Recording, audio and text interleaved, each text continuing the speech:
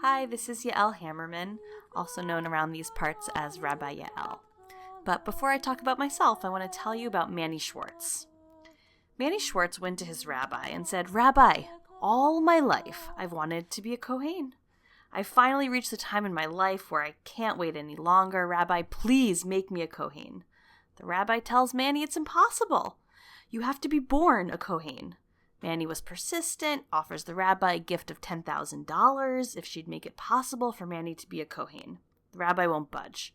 Manny offers $50,000, $100,000, and finally, Manny offers a donation to the shul of $1 million. Rabbi brings the offer to the shul board. After all, this would take care of the mortgage. They could endow the Kiddush fund. Would it be so wrong to give Manny his wish? The board discusses this. The traditionalists on the board say no, but those concerned with the bottom line say yes, and the bottom liners win. The rabbi gives in.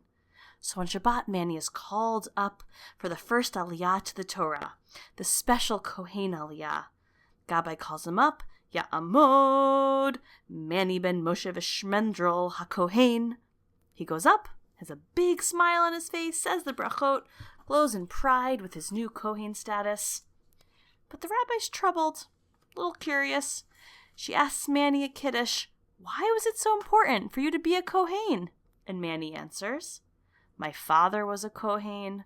My grandfather was a Kohen. I wanted to be a Kohen too." So I have something in common with Manny Schwarz. My father is a rabbi. My brother is a rabbi. My husband is a rabbi.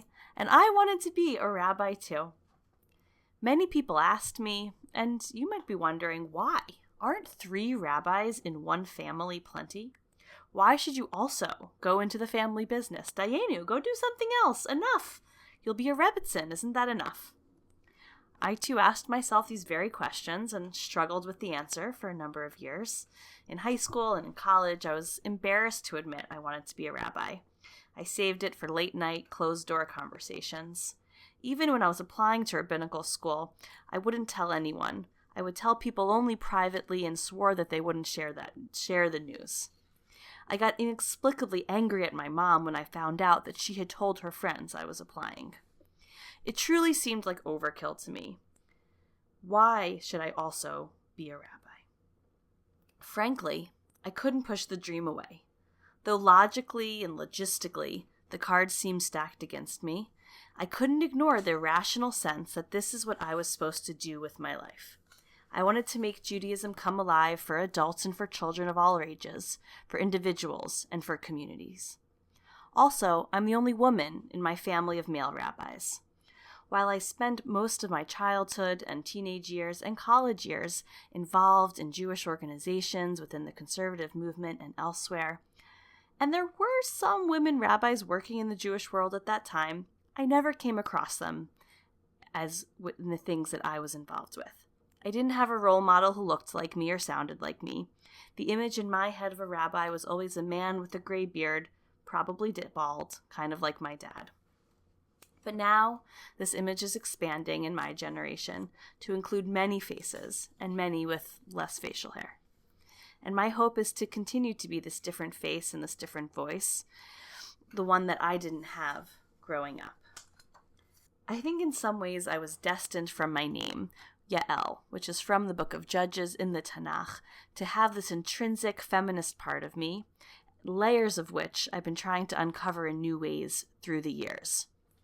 In the Tanakh, the story of Yael is that she seduced this man named Sisera, the big bad guy, who was fighting against Deborah and Barak and his team.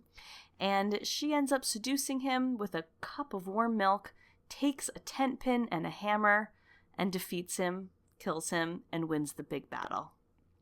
Perhaps my parents should have known better than to name me Yael Hammerman, Yael Hammerman. They honestly never thought about it, they've told me, and yet that is the name that I was given. But it also says about Yael in the Tanakh, Tivarach menashim Yael, blessed among women is Yael. Perhaps my proudest feminist moment was the year after college, after graduating from Barnard, which was what brought me to this neighborhood in the first place, and clearly I haven't gone too far since.